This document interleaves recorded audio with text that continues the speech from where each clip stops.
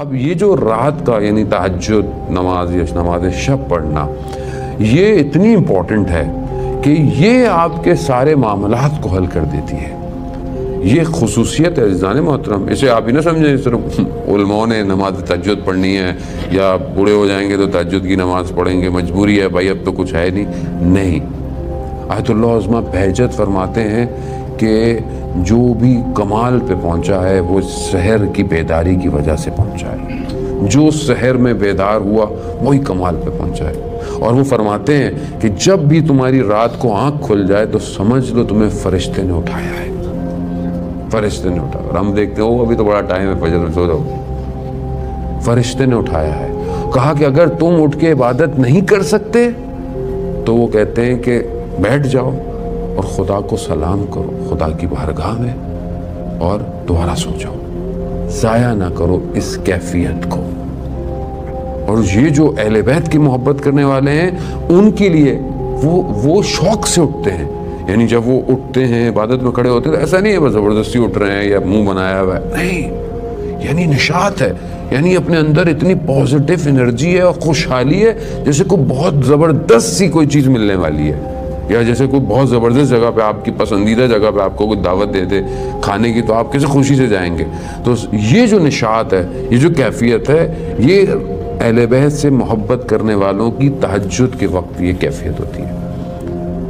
آیت اللہ سید قاضی طباطبائی رضوان اللہ تعالیٰ علیہ کے جو آیت اللہ بہجت کے استاد تھے وہ خود فرماتے ہیں کہ وہ رات کو ان کا بیٹا ان کی بایوگرافی میں لکھتا ہے کہ تہجد کے وقت جب رات کا وقت ہوتا تھا تو 1 گھنٹہ پہلے گھر سے نکل جاتے تھے. اور کہا میں ایک دن ان کے پیچھے گیا کہ یہ جاتے کہاں ہیں تو دیکھا نجف سے باہر نخلستان میں جا کر عبادت کرتے تھے.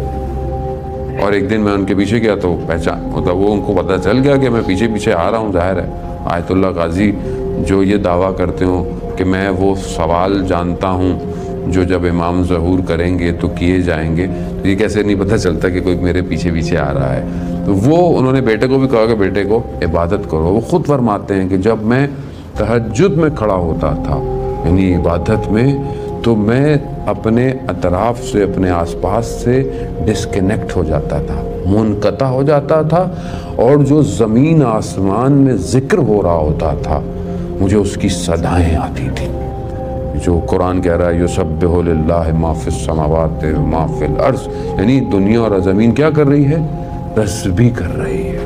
یہ تسبیح کی آواز ان کو آتی تھی. ماں صاحب کوئی وظیفہ دے دیں، کوئی تسبیح دے دیں. ہم لوگوں بھی تو عادت ہے نا وظیفوں کی، عاملوں کی، اور ہمارا معاشرہ بھی زیادہ ان چیزوں سے اٹریکٹ ہوتا ہے. بابے کے پاس جانا ہے، عامل کے پاس جانا ہے، تو عادت ہے کہ مولانا آیت اللہ بہجت کی خدمت میں بھی شخص آیا کہ کوئی مجھے وظیفہ دے دیں. تو انہوں نے کہا کہ جو حلال ہے اس پہ عمل کرو، جو حرام ہے اس کو چھوڑ دو. اس سے بڑا کوئی وظیفہ نہیں ہے، اس سے بڑا کوئی وظیفہ نہیں ہے. کہا یہی کر لو بہت بڑی بات ہے. اب ہم بعض اوقات پتہ نہیں کن وظیفوں اور چلوں کے چکر میں رہتے ہیں، اور جو حلال اور واجبات ہیں وہ ہم سے مس ہو رہے ہوتے ہیں. مولانا رزق بہت تنگ ہو گیا ہے، مشکلات ہیں. بھائی فجر کی نماز پڑھتے ہیں. کبھی کوئی تو کہتا ہے مولانا وہ تو میں قضا پڑھتا ہوں، کوئی کہتا ہے کبھی قضا ہو جاتی ہے کبھی ہوتی ہے، جبکہ اللہ نے رزق کو فجر کے وقت لکھا ہوا ہے. آج کل کا جوان جو چاہتا ہے کہ میں دنیا میں بھی کامیاب ہوں، میں آخرت میں بھی کامیاب ہوں، اسے چاہیے کہ اپنی جوانی ہی سے نماز شب کی عادت ڈالے، تہجد کی عادت ڈالے.